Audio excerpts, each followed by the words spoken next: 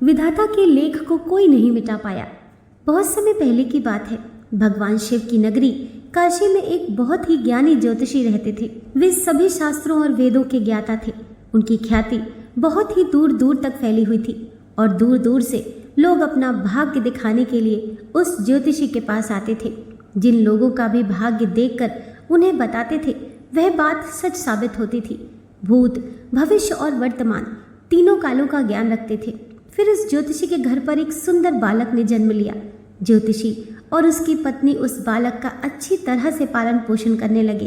धीरे धीरे जब वह बच्चा बड़ा हुआ और उसकी उम्र 8 वर्ष की हो गई, तो एक दिन बालक ने देखा कि उसके पिताजी के सामने बहुत सारे लोग बैठे हुए हैं और उसके पिताजी सभी का बारी बारी से भाग्य देख रहे हैं। जब उस बालक ने ये सब देखा तो उसके मन में भी अपना भाग्य दिखाने की इच्छा जागृत हुई और इसी इच्छावश वह अपने पिता के पास गया और कहने लगा, पिताजी, आप सभी का भाग्य देखते हैं और सबको उनके भाग्य के बारे में बताते हैं। क्यों ना आज आप मेरा भी भाग्य देख लीजिए और मुझे भी बताइए कि मेरे भाग्य में क्या लिखा हुआ है। उस अबोध बालक की बात सुनकर वह ज्योतिषी कहने लगा, बेटा, अभी तुम बालक हो, अभी तुम्हारे भाग्य दिखाने की अवस्था नहीं हुई है। जब तुम्हारी वह अवस्था हो जाएगी तब मैं तुम्हारा भाग्य अवश्य देखूंगा। जब वह बालक अपने पिता के ऐसे वचनों को सुनता है तो उसके मन में थोड़ा सा दुख होता है और दुखी मन से वापस अपने घर में अपनी माँ के पास लौट जाता है। धीरे धीरे समय बीता। फिर एक दिन वह ज्योतिषी अपने आसन पर बैठा हुआ था कि तभी खेलते हुए उसका पुत्र उसके पास पहुंच गया और फिर से अपना भाग्य देखने की जिद करने लगा।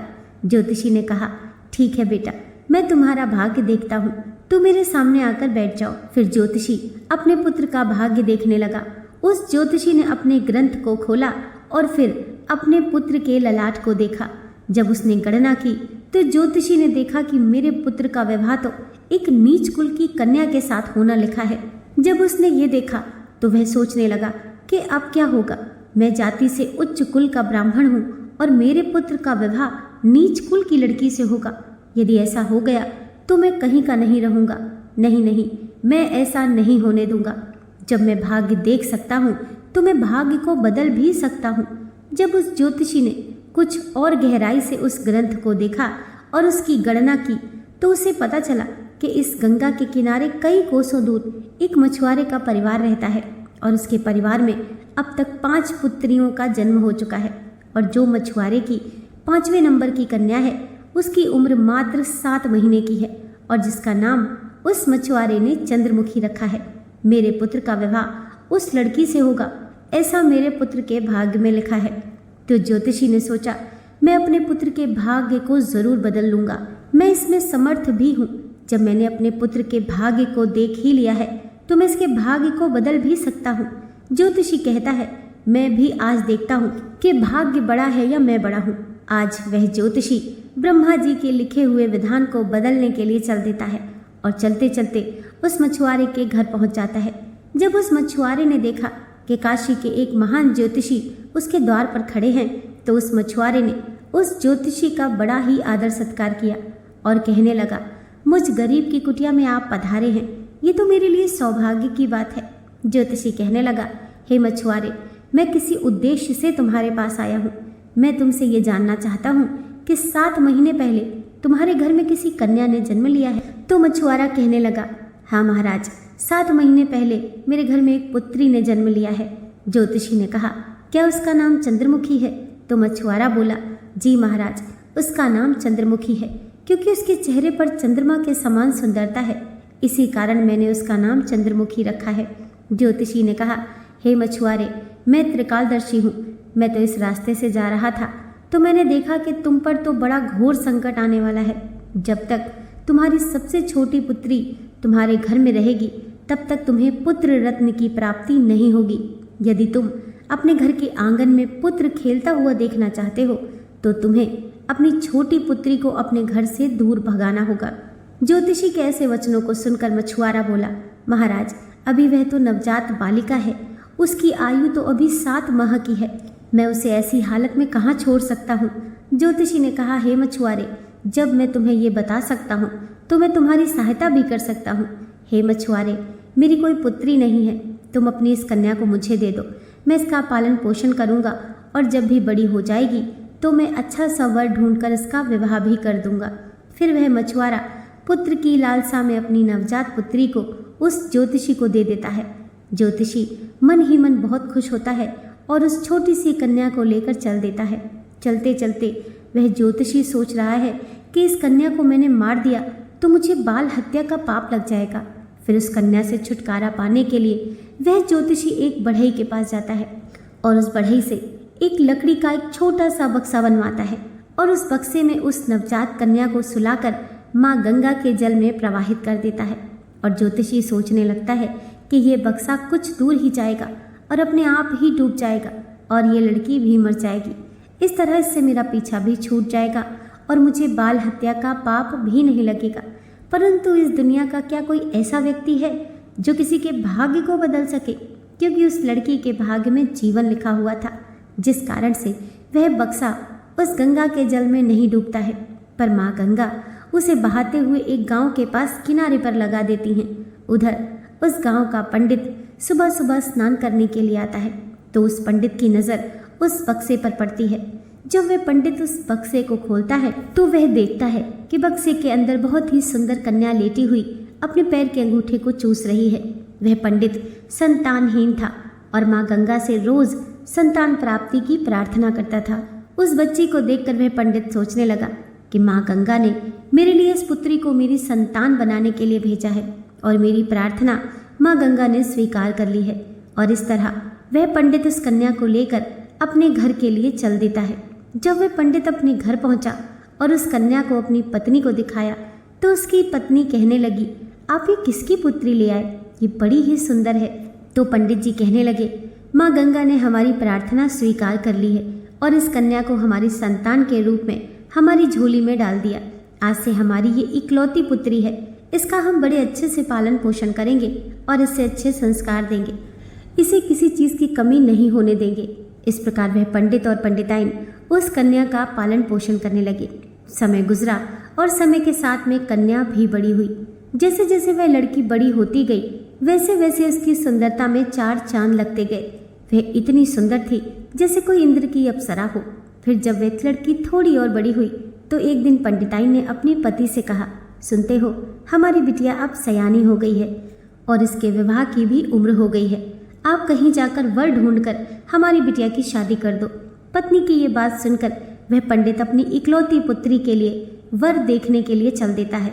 जब आसपास में उसके लायक कोई वर नहीं मिलता है तो पंडित जी अपनी पुत्री के लिए वर की तलाश करते करते भगवान शिव की नगरी काशी में पहुंच जाते हैं। वहां जाकर लोगों से पूछते हैं कि यहाँ कोई ऐसा ब्राह्मण परिवार है जिसका कोई पुत्र विवाह के योग्य हो तो बताओ। काशी के लोग उस ज्योतिषी के बारे में बताते हैं कि उनका बहुत ही संस्कारी परिवार है और उन ज्योतिषी का एक इकलौता पुत्र है और उसकी उम्र भी विवाह के योग्य है। पंडित जी, आपकी बात उन ज्योतिषी महाराज के पास बन जाए तो आपकी पुत्री बहुत ही सुखी रहेगी। उन लोगों की बात सुनकर पंडित जी इस ज्योतिषी के घर अपनी बिटिया की शादी करने के लिए चल देता है। जब वे ज्योतिषी के घर पहुंचे और ज्योतिषी से मिले और जब पंडित जी ने अपनी पुत्री की सुंदरता के बारे में बताया और ज्योतिषी को अपने आने का मकसद बताया कि मेरी एक पुत्री है और उसका विवाह हम आपके पुत्र के साथ करना चाहते हैं, तो ज्योतिषी भी बड़ा खुश हुआ कि चलो, मेरे पुत्र के जो भाग्य में लिखा था अब वह बदल गया है और एक ब्राह्मण अपनी पुत्री की शादी के लिए मेरे पास आया है। वह ज्योतिषी पंडित की उस बिटिया से अपने पुत्र की शादी करने के लिए तैयार हो जाता है और फिर विवाह का समय निश्चित भी हो जाता है और वह दिन भी आ जाता है जिस दिन पंडित की पुत्री और ज्योतिषी के पुत्र की शादी होनी होती है। फिर वह ज्योतिषी अपने पुत्र की बारात लेकर उस पंडित के गांव की तरफ चल देता है और सोचता जा रहा है कि मैंने अपने पुत्र का भाग्य बदल दिया। मैंने जो शास्त्रों का अध्ययन किया है उसके कारण मुझ में वह क्षमता है जिससे आज मैं अपने पुत्र का भाग्य बदल दूंगा। ज्योतिषी को पता नहीं था कि विधाता का लेख कोई नहीं मिटा सकता, उसे विधाता भी नहीं मिटा सकते। जो लिख दिया वह तो अटल है। जैसा जिसके भाग्य में लिख दिया गया वैसा तो होकर ही रहता है, चाहे कोई कितने भी जतन कर ले, लेकिन भाग्य का लिखा कोई नहीं मिटा सकता। इसी तरह संयोगवश आज वही मछुआरे की कन्या आज पंडित की पुत्री बनकर उस ज्योतिषी के बेटे के साथ विवाह करने के लिए तैयार हो रही है। जिसे उस ज्योतिषी ने पानी में बहा दिया था। फिर उस लड़की का विवाह उस ज्योतिषी के बेटे के साथ हो जाता है और इस तरह वह कन्या ज्योतिषी के घर आ जाती है। ज्योतिषी का पुत्र सुंदर सी पत्नी पाकर खुश था, पंडित की पुत्री सुंदर सा पति पाकर खुश थी और ज्योतिषी इस बात से खुश थे कि मैंने अपने पुत्र का भाग्य बदल दिया है।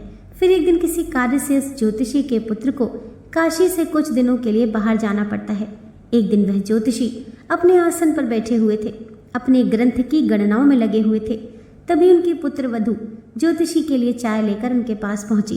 पुत्र वधू को आया देख उन ज्योतिषी ने अपना ग्रंथ बंद किया और पुत्र वधू के हाथ से चाय का गिलास ले लिया और आराम से चाय पीने लगे। फिर उत्सुकतावश चंद्रमुखी ने कहा, पिताजी, आप सभी का भाग्य देखते हैं, आज मेरा भी भाग्य देखकर मुझे ये बताइए कि मेरी पहली संतान पुत्री होगी या पुत्र होगा। ज्योतिषी ने चाय खत्म की और अपनी पुत्र वधू का भाग्य देखने लगे। अपनी पुत्र वधू का भाग्य देखकर उस ज्योतिषी का पसीना छूटने लगा। उसने देखा कि ये तो वही मछुआरे की लड़की है जिसे मैंने मरने के लिए गंगा में प्रवाहित कर दिया था।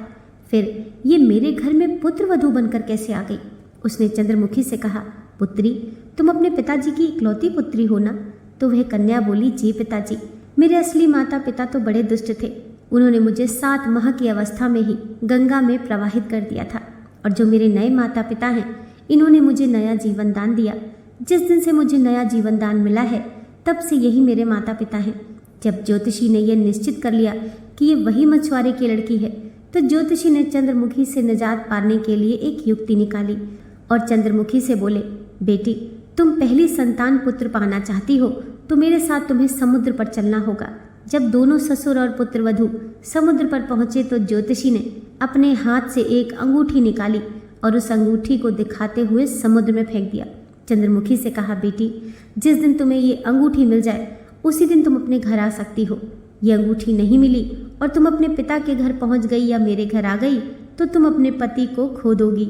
इसीलिए तब तक तुम्हें कहीं नहीं जाना है जब तक कि अंगूठी तुम्हें मिलना चाहे। यदि तुम मेरे वचनों को मानोगी तो तुम्हें अवश्य ही पुत्र की प्राप्ति होगी और तुम्हारा भाग्य भी जाग उठेगा। ऐसा कहकर वह ज्योतिषी उस चंद्रमुखी को समुद्र के किनारे पर छोड़कर वापस अपने घर को लौट आया। चंद्रमुखी ने काफी प्रयास किया लेकिन अंगूठी नहीं मिली। जब अंगूठी नहीं मिली तो वह बेचारी एक रास्ते की तरफ चल दी, क्योंकि न तो वह अपने पिता के घर जा सकती थी और ना ही अपने पति के घर जा सकती थी। फिर चलते चलते जब वह थोड़ा आगे बढ़ी तो सामने से एक राजपूताना परिवार आता हुआ दिखाई दिया जो अपने गांव की तरफ जा रहा था। जब उस राजपूत परिवार ने उस लड़की को देखा तो कहने लगे, बेटी, इस जंगल में तुम अकेली कैसे घूम रही हो? यहाँ तो बहुत ही हिंसक जानवर रहते हैं। तो वह कन्या बोली, क्या बताऊं, मैं विपत्ति की मारी हूँ और मेरा इस दुनिया में कोई नहीं है। तो वह परिवार बोला, बेटी, अगर तुम चाहो तो हमारे साथ चल सकती हो। जब चंद्रमुखी ने ये सुना तो वे सहज ही उनके साथ चलने के लिए तैयार हो गई। इस तरह चंद्रमुखी को उस राजपूत परिवार ने अपने घर खाना बनाने के काम पर रख लिया। जो राजपूत परिवार का मुखिया था वह उस ज्योतिषी का बहुत ही घनिष्ठ मित्र था। और उधर जब ज्योतिषी का लड़का अपने घर आया और उसने अपने पिताजी से चंद्रमुखी के बारे में पूछा तो ज्योतिषी ने झूठ मूठ का बता दिया कि गंगा स्नान करते समय तुम्हारी पत्नी चंद्रमुखी डूब कर मर गई। जब ज्योतिषी के लड़के ने यह सुना तो उसे काफी दुख हुआ। उधर राजपूत परिवार जिस गांव में निवास करता था उस गांव का एक पंडित अपनी लड़की का रिश्ता लेकर इस ज्योतिषी के घर पहुंच गया। उस पंडित ने ज्योतिषी से जब अपनी पुत्री के विवाह के लिए प्रस्ताव रखा तो ज्योतिषी ने उस पंडित से कहा, हम अपने पुत्र के साथ तुम्हारी पुत्री का विवाह तो कर लेंगे, लेकिन विवाह से पहले हम तुम्हारी पुत्री को देखेंगे और इसके बाद ही विवाह करेंगे। क्योंकि ज्योतिषी को डर था कि कहीं मछुआरे की वही कन्या फिर से विवाह न कर ले जो उसके लड़के के भाग्य में लिखी है। वह पंडित ज्योतिषी की शर्त मानने के लिए तैयार हो गया और अपने गांव को वापस लौट गया। अब ज्योतिषी अपने पुत्र के लिए लड़की देखने को उस पंडित के गांव की तरफ चल दिए। उधर जो अंगूठी उस ज्योतिषी ने समुद्र में फेंकी थी उसे एक मछली निगल गई। एक दिन किसी मछुआरे ने समुद्र में जाल फेंका तो उसे वही मछली मिली जो अंगूठी निगल गई थी। उस जाल में वह फंस गई। मछुआरा उस मछली को बेचने के लिए वहीं पहुंच गया जहां वह राजपूत परिवार रहता था। परिवार के मुखिया को मछली खाना बहुत ही पसंद था, इसीलिए उस राजपूत ने उस मछुआरे से उस मछली को खरीद लिया और उस मछली को ले जाकर चंद्रमुखी से कहा, बेटी कि तुम मेरे लिए मछली पका दोगी? तो चंद्रमुखी बोली, पिताजी मैं मछली तो नहीं खाती हूँ, लेकिन आपके लिए ज़रूर बना दूंगी। इस प्रकार वह मछली लेकर रसोई में काटने लगी। जब चंद्रमुखी ने उस मछली को काटा तो उसके पेट में से वही अंगूठी निकलकर जमीन पर गिर पड़ी। अब चंद्रमुखी ने उस अंगूठी को देखा तो वह पहचान गई और अंगूठी पाकर बहुत खुश हुई। उधर वह ज्योतिषी अपने पुत्र को लेकर पंडित के गांव पहुंचा और अपने बेटे से कहने लगा, हे पुत्र, इस गांव में हमारे घनिष्ठ राजपूत मित्र रहते हैं, पहले हम उनके पास चलते हैं, उसके बाद हम तुम्हारे लिए लड़की देखने पंडित जी के घर जाएंगे। ज्योतिषी के बेटे ने जब अपने पिता के ऐसे वचनों को सुना तो वह बोला, पिताजी जो आपको अच्छा लगे वैसा ही कीजिए। फिर वे दोनों उस राजपूत के घर पहुंचे। राजपूत ने जब अपने मित्र ज्योतिषी को आते देखा तो वह बहुत खुश हुआ और उनका पहले की भांति आदर सत्कार किया। आदर सत्कार करके उन्हें अपने पास में बिठाया और उसने चंद्रमुखी को आवाज़ दी, बेटी हमारे मित्र आए हैं, जरा इनके लिए पानी का इंतज़ाम करो। चंद्रमुखी पानी लेकर आई तो चंद्रमुखी ने ज्योतिषी को देखा, ज्योतिषी ने चंद्रमुखी को देखा। फिर जब ज्योतिषी के लड़के ने चंद्रमुखी को देखा तो वह कहने लगा, पिताजी आपने मुझसे झूठ क्यों बोला कि चंद्रमुखी मर गई? मेरी पत्नी तो जिंदा है और ये आप जानते हैं, और ये जानते हुए भी आपने मेरा विवाह किसी अन्य लड़की से करने की कैसे सोची? तो वह ज्योतिषी बोला, पुत्र मैं भटक गया था, मैं विधाता के लिखे भाग्य को बदलने के प्रयास में इतना नीच कर्म कर बैठा कि कुछ पूछो ही मत। फिर उसने पूरी कहानी सभी को सुना दी और कहने लगा, मुझे अपनी शास्त्र विद्या पर कुछ ज़्यादा ही घमंड हो गया था, जो विधाता के लिखे को मिटाने वाला था। मैंने लाख कोशिश की लेकिन हुआ वही जो तेरे भाग्य में लिखा था। दोस्तों आशा करती हूँ आज की कथा आपको ज़रूर पसंद आई होगी। वीडियो पसंद आई हो तो लाइक कीजिए, चैनल को सब्सक्राइब कीजिए। मिलते हैं नेक्स्ट वीडियो के साथ।